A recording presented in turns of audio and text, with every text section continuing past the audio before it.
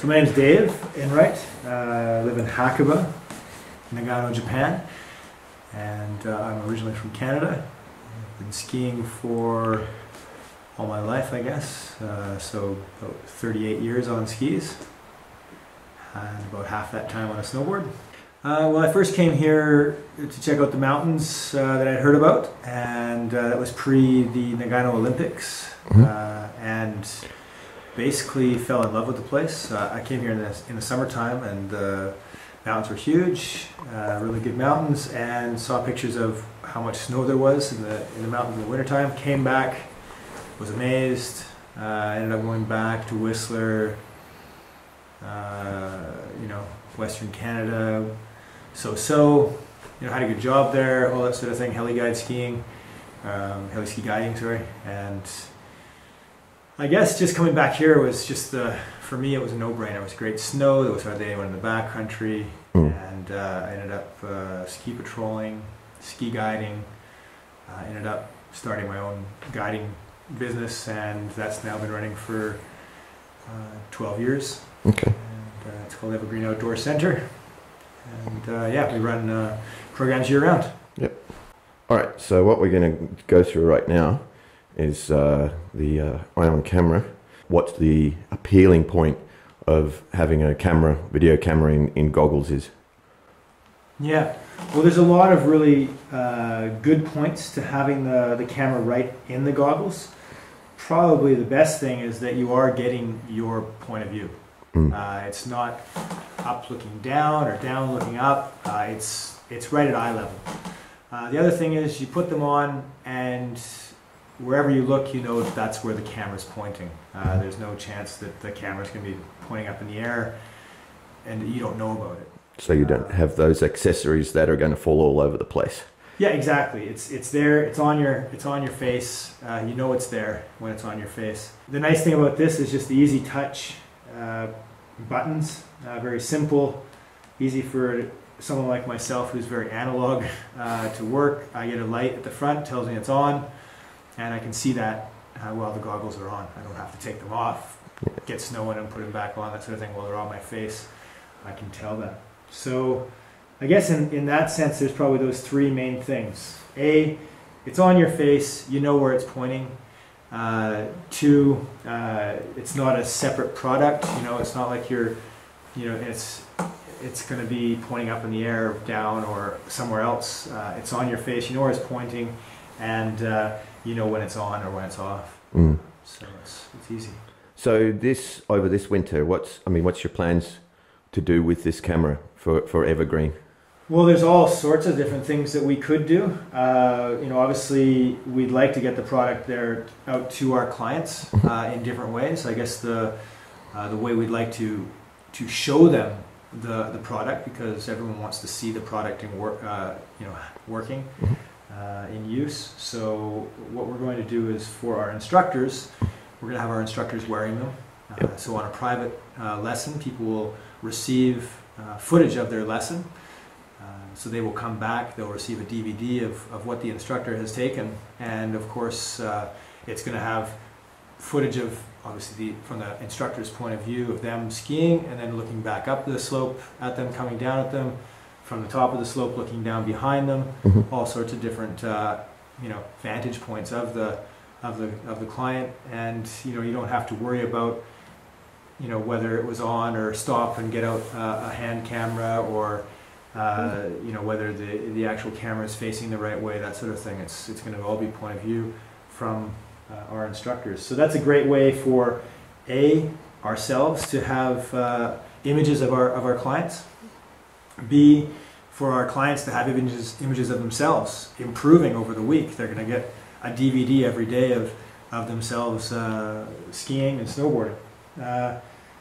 I guess from that, we're also going to have another program where we will rent the goggles to clients. So if they want to take out the camera, they can take it out. They can rent it for a day and get their own footage themselves. Right. And that, of course, will be a separate product. And then just the sale of the goggles. So I think that once people see the goggles in use and then see the good images from the goggles, how easy they are to use, I think they're going to want to buy them. Yeah. So far, what do you think of the videos themselves? Well, I think it's high quality video. Yeah. You know, it's great video. I think the major thing. I mean, I'm not a movie maker, and the kind of media that we make for ourselves is not really. It's not going to be up on the big screen. Mm-hmm. Okay, we're not that good.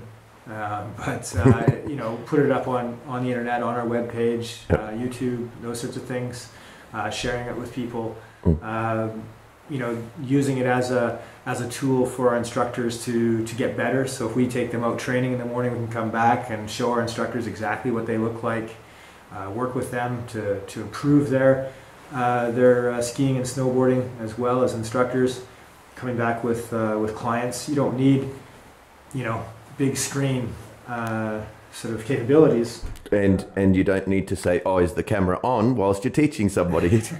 Oh, is it working? Hey, what about me, right? That's one thing, yeah. You do not have to ask someone whether I'm blinking or not. Yeah. You know that yourself with these cameras. So there's a lot of really, really good things. I mean, just today using them, it was the first time to actually use the full camera of the goggles. Yeah. The lenses were great. I didn't know what to expect with the lenses.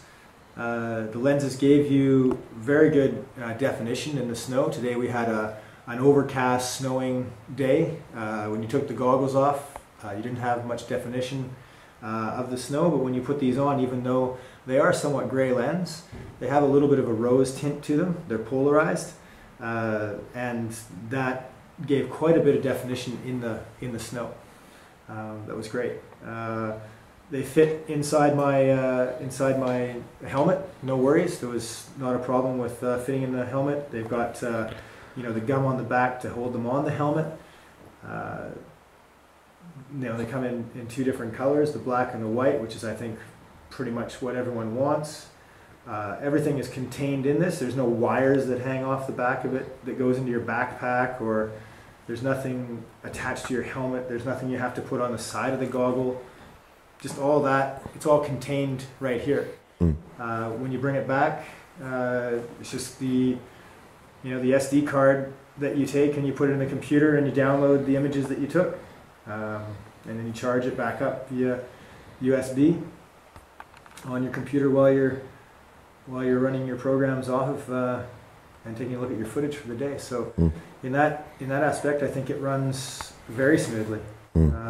One nice aspect as well for renting them is that we do have a removable foam here. So you can remove the foam and put a brand new foam on. So every day that a new person rents them, they're going to get a new foam, so they don't have to worry about someone else's sweat or makeup or that sort of thing. I think that's a great feature. Design on it as well. There's nothing weird or funky about them. They look like they've been well designed and thought out. One thing that I got as feedback today was that because the front part of it, it's kind of overlapping, so it's not an exposed lens. That you don't have any weird kind of scratching going on because it protects the lens because the plastic's coming out of it. They've got, well, I mean, this is not all goggles, but a lot of goggles recently, like POC goggles or electric or those sorts of ones have gone, even Smith I think now as well, have gone to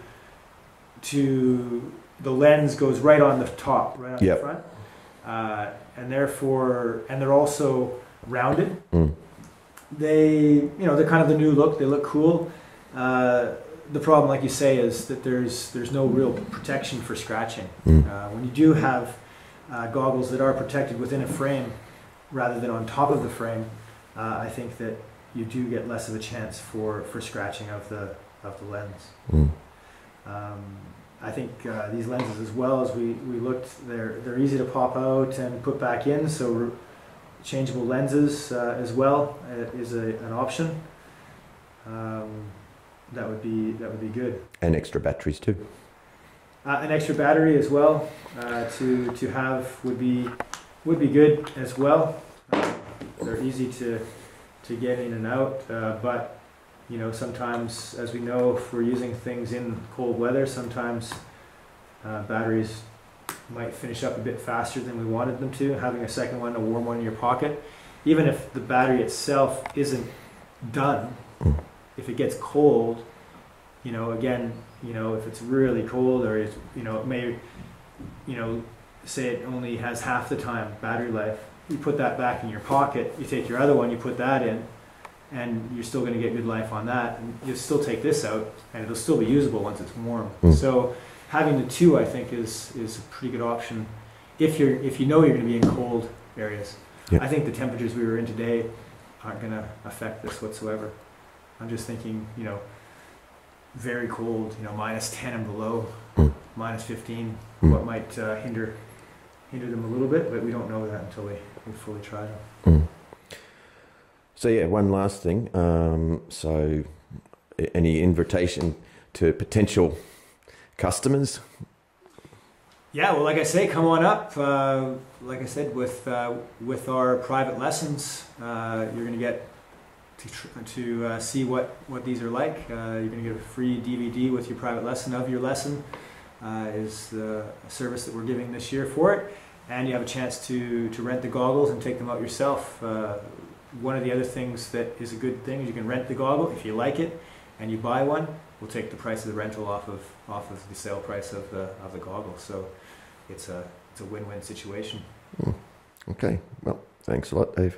Thank you. Hope to see you up in Hakuba.